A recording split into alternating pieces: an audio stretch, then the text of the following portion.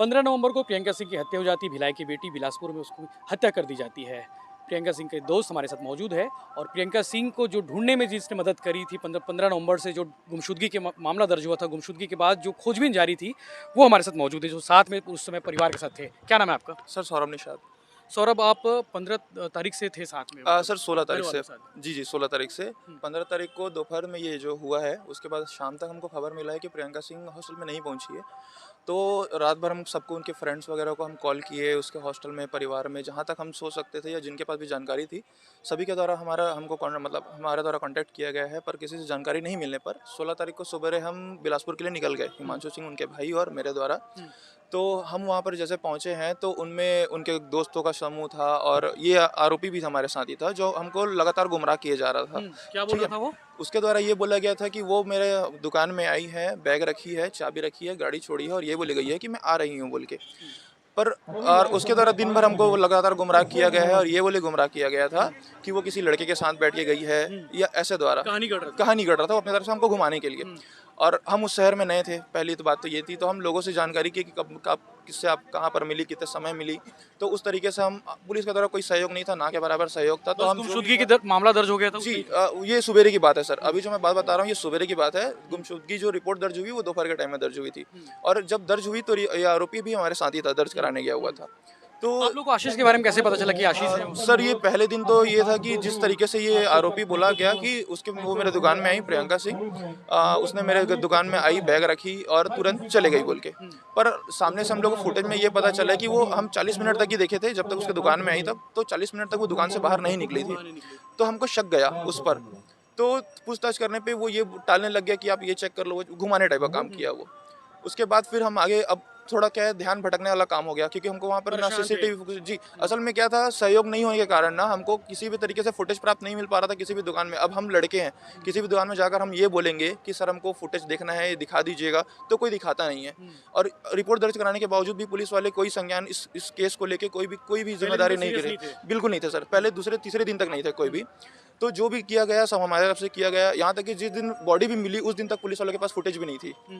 ठीक है। और दूसरे दिन हम खोजबीन किए, तीसरे दिन किए, लगातार हम कोशिश किए जा रहे थे सुबह से रात तक। पूरे समय आशीष साथ में था? नहीं, पहले दिन आशीष साथ में था। दूसरे दिन उस पे जब हम लोग ये बोले कि तुम झूठ बोल रहे हो, तुम्हारे साथ निकली नहीं है, तो फिर ये तुम्हारी झूठी बोल रहे हो ना तुम। तो वो और उसके साथ में और 2-3 लोग थे, दोस्त लोग, वो ये बोल के हमसे अलग हो गए कि जो तुम्हारे साथ मदद कर रहे हैं दिन भर दुकान बंद करके, आप उसके ब्लेम कर रहे हैं बोल के। तो अगले दिन हमारे साथ नहीं था, उसके बाद भी हमारे साथ नहीं था। जिस दिन तक उसके ऊपर आरोप नहीं पकड़ा गया वो हमारे साथ नहीं था। पहले दिन हमको पूरा भटकाया वो, और उसके चक्कर में हम पूरा 2 दिन हमारा वेस्ट भी हुआ है। जी कहानी करते रहा, जी हिसाब से घुमाता रहा वो, तो हम फंसे ना करके। जी तो हम क्या है, अब फुटेज जो था सर वो थोड़ा ब्लर था, पुराना कैमरा था, थोड़ा ब्लर था। तो हम क्या है उसमें भटक गए। मतलब जैसे प्रियंका का कपड़ा देखे तो उसी कपड़े में ही हमको मिला कि एक और लड़की भी है। तो हम क्या है वो अलग फुटेज के चक्कर में चले गए, आगे बढ़ते गए, अलग रास्ते पे ही चले गए थे हम। उसके बीच भी हमको कहीं से सहयोग नहीं मिला। कोई भी हमसे ये नहीं पूछा कि आपसे कांटेक्ट हुआ है या कुछ भी हुआ है, कुछ भी नहीं। पुलिस के द्वारा हमको कुछ भी नहीं सहयोग मिला इस चीज़ को लेके। तीसरे दिन जब हमको फुटेज मिला, एक दुकान वाले भैया थे, वो सहयोग किए कि आप मेरा कैमरा ले लीजिए। 19 तारीख की बात है। ये 19 तारीख, जिस दिन बॉडी मिली उसके एक दिन रात पहले की बात है। तो वो भैया हमको फुटेज दिए कि आप देख लीजिए, सुबह से रात तक का फुटेज है। रात भर हम फुटेज बैठ के देखे हैं, मैं और उसका भाई, हमारी बात ही हो रही है जी।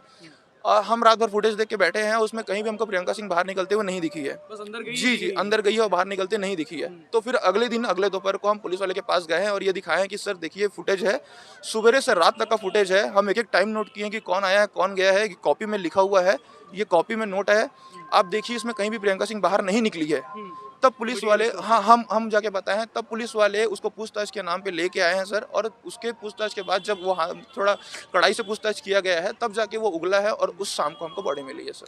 जबकि आप लोग को शक पहले दिन हो चुका था, लेकिन उसके द्वारा ये घुमाया गया था।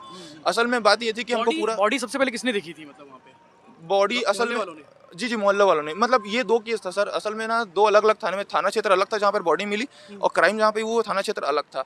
तो सिविल लाइन, मतलब जहाँ पे बॉडी मिली है, वो थाना क्षेत्र वालों का कहना था कि आसपास के पड़ोसियों को स्मेल आया तो उनको खबर मिली।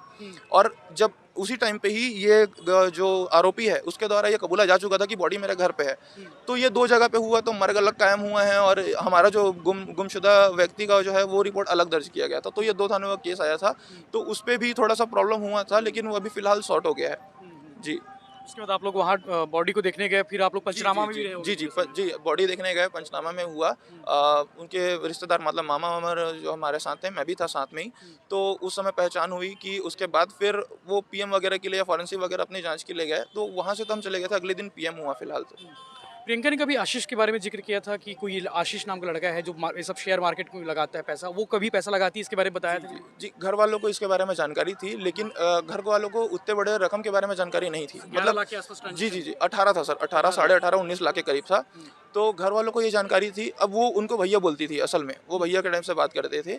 तो उनके घर में उनके भाई को भी जानकारी थी, लेकिन वो इतना बड़ा रकम नहीं जानते थे जी। और जब रकम हमको पता चली, जब हम उनको रूम से तलाशी लिए, तो एक डायरी मिला, उसमें उसका हिसाब लिखा हुआ था। क्या लिखा था डायरी में? डायरी में लिखा था कि किसका किसका पैसा उसको दिया गया है, और ट्रांजैक्शन जो मिला हमको, इनका अकाउंट में ट्रांजैक्शन मिला, उसमें टोटल जब करके देखे तो 18.5 के करीब उसका ट्रांजैक्शन था सर। तो प्रियंका ने लिखा था कि मैंने इनको पैसे दिए हैं। उनमें कितने लोग थे, कौन कौन थे? असल में जिससे पैसा लिए गए थे वो उनके रिश्तेदारी थे, चाचा भाई ये सभी थे, चाचा चाची भाई, इनके द्वारा ही पैसा लिया गया था उनसे प्रियंका को, और वो उनको पैसा मार्केट में लगाने के लिए आशीष को दिया गया था। प्रियंका ने पैसा लेके आशीष को दी थी। जी जी जी मार्केट में लगाने टोटल कितने पैसे थे उसके? सर 18.5 के करीब था सर। 18.5 जी जी जी ये कितने साल के पैसे थे उसमें? सर साल के मैं बताऊं तो अभी ये ना कुछ महीने के पैसे थे, ज़्यादा टाइम नहीं हुआ था, 6-7 महीने करीब हुए थे।